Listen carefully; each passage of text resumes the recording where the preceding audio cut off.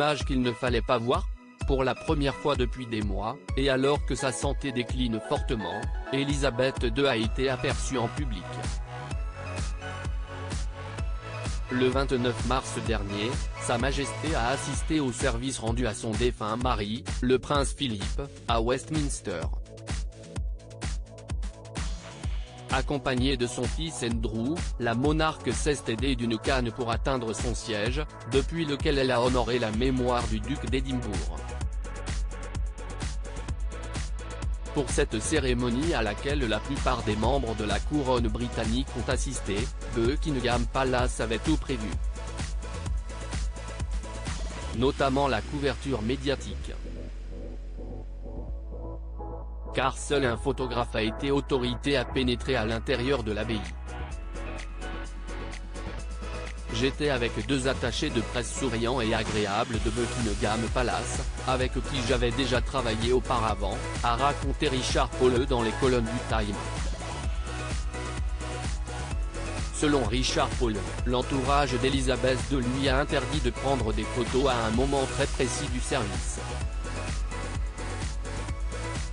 Ils m'ont dit que je ne serais pas en mesure de photographier l'entrée de la reine jusqu'à ce qu'ils me donnent l'autorisation, a-t-il poursuivi, regrettant que la BBC puisse diffuser l'entièreté de la cérémonie. Les fonctionnaires du palais sont restés fermes, pas de photos jusqu'à ce qu'elle soit assise, a-t-il assuré. Cette interdiction laisserait-elle penser que le palais voudrait cacher l'état de santé d'Elisabeth II ? Richard Paulle n'a émis aucune hypothèse. Et il a finalement réussi à photographier son arrivée, lorsqu'elle est apparue au bras du prince Andrew, pourtant persona non grata au sein de la famille royale. Je leur ai dit, j'ai absolument besoin de photographier ça, a-t-il continué. L'arrivée de la reine était désormais l'événement majeur de l'actualité.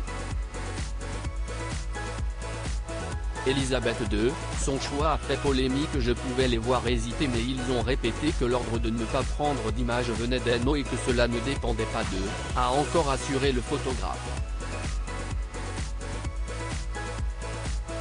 Finalement, il a pu capturer l'arrivée d'Elisabeth II au bras du prince Andrew. Et cette scène révélatrice a longuement été commentée outre-Manche. Il faut dire qu'avec ce geste, Elisabeth II ajoute à la polémique dans laquelle l'ex-époux de Sarah Ferguson trempe depuis des mois.